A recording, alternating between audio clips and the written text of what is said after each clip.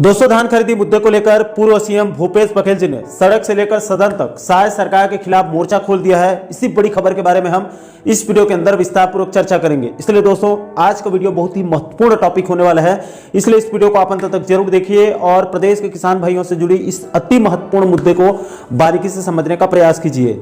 नमस्कार दोस्तों, मैं हूं आपका दोस्त लोकेश साहू और आप देख रहे हैं लोकेश छत्तीसगढ़िया यूट्यूब चैनल। आप सभी साथियों का हमारे इस चैनल पर बहुत बहुत स्वागत है।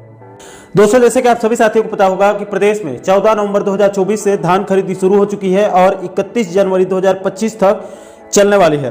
दोस्तों, इस धान खरीदी मुद्दे में विपक्ष की तरफ से शुरू से 21 कुंटल से कम धान खरीदी, टोकन नहीं कटने, बारदाने की कमी, 3217 रुपए में एक मुश्त धान खरीदी करने जैसे कई मुद्दों पर अनियमितताओं का आरोप जो है वो लगाया जा रहा है।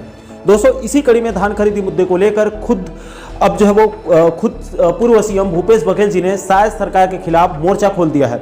दोस्तों, आपकी जानकारी के लिए बता दूं कि पूर्व सीएम भूपेश बघेल जी की तरफ से लगातार एक के बाद एक धान खरीदी केंद्रों का ताबड़तोड़ दौरा करके किसानों से चर्चा कर रहे हैं, उनके समस्याओं को सुनने और समझने का प्रयास कर रहे हैं। इसके अलावा उनके नज़र में धान खरीदी मुद्दे पर अगर कोई धान खरीदी केंद्रों पर अनियमितता हो रही है तो उसको अलग अलग मंचों पर और कार्यक्रमों में किसानों के साथ साथ आम जनता के बीच रखने का भी काम कर रहे हैं। इसके अलावा मीडिया में भी खुलकर धान खरीदी मुद्दे में हो रही अनियमितताओं को जो है वो बता रहे हैं और साय सरकार को घेरने का काम कर रहे हैं।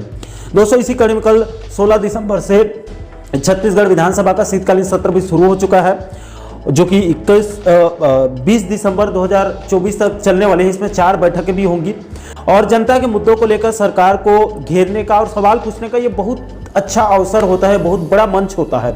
इसलिए कल शीतकालीन सत्र के पहले ही दिन शून्यकाल में पूर्व सीएम भूपेश बघेल जी ने सदन में धान खरीदी मुद्दे को उठाते हुए कहा कि वर्तमान सरकार ने धान खरीदी में ध्यान नहीं दिया, जो पहले की व्यवस्था थी उसको बर्बाद कर दिया। बारदाने की कमी, टोकन में ऑनलाइन और ऑफलाइन के चक्कर में किसान पिसते जा रहे हैं। पूर्व सीएम भूपेश बघेल जी ने आगे कहा कि 1 महीने से ऊपर हो चुका है, 1/3 ही धान खरीदी हो पाई है। राइस मिलर्स हड़ताल पर हैं, परिवहन नहीं हो रहा है, धान खरीदी केंद्रों में धान जाम है, कई जिलों में धान का उठाव नहीं हो रहा है।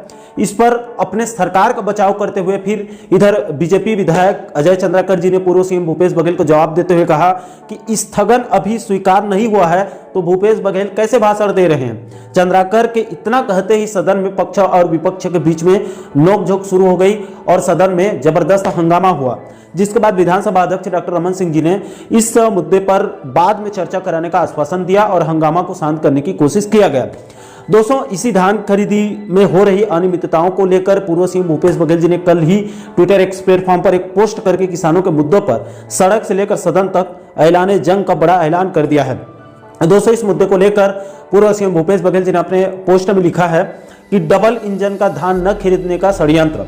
अब तक महासमुंद जिले में धान खरीदी 19 दिसंबर से बंद, मंझगांव नवागढ़ धान खरीदी बंद, इसको खाद्य मंत्री का क्षेत्र बताया जा रहा है। इसके अलावा हसदा सेवा सहकारी समिति बेमेतरा में धान खरीदी बंद, लोलेसरा सेवा सहकारी समिति बेमेतरा में धान खरीदी बंद, कंतेली सेवा सहकारी समिति बेमेतरा में धान खरीदी बंद। कांग्रेस की तरफ से आरोप लगाया जा रहा है कि इन सभी धान खरीदी केंद्रों में धान की उठाव समय पर नहीं होने से धान खरीदी बंद हो चुकी है या 1-2 दिनों में बंद हो जाएगी। इसके अलावा पूर्व सीएम भूपेश बघेल जी ने अपने पोस्ट में आगे कहा है कि आपके पास, यानी जनता से कहा है कि आपके पास भी कोई जानकारी हो तो आप साझा करें।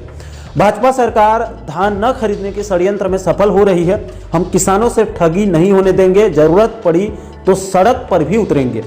तो दोस्तों, धान खरीदी मुद्दे को लेकर अब पूर्व सीएम भूपेश बघेल जी ने साय सरकार के खिलाफ सड़क से लेकर सदन तक आर पार का ऐलान कर दिया है। दोस्तों, पूर्व सीएम के इस ऐलान को लेकर आप लोगों की क्या राय है? क्या यह बिल्कुल अच्छा निर्णय है? इससे साय सरकार के ऊपर दबाव बनेगा या दबाव बन रहा है?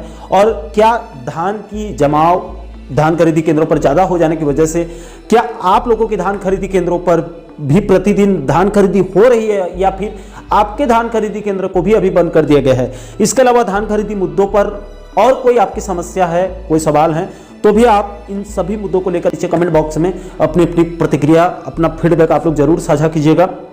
और दोस्तों, आप आगे भी प्रदेश के इसी प्रकार के महत्वपूर्ण मुद्दों पर, महत्वपूर्ण टॉपिक पर आप आगे भी वीडियो देखना चाहते हैं तो आप हमारे चैनल को जरूर सब्सक्राइब कर लीजिएगा, ताकि आने वाले सभी नए वीडियो का नोटिफिकेशन आप लोगों तक तुरंत पहुंच सके।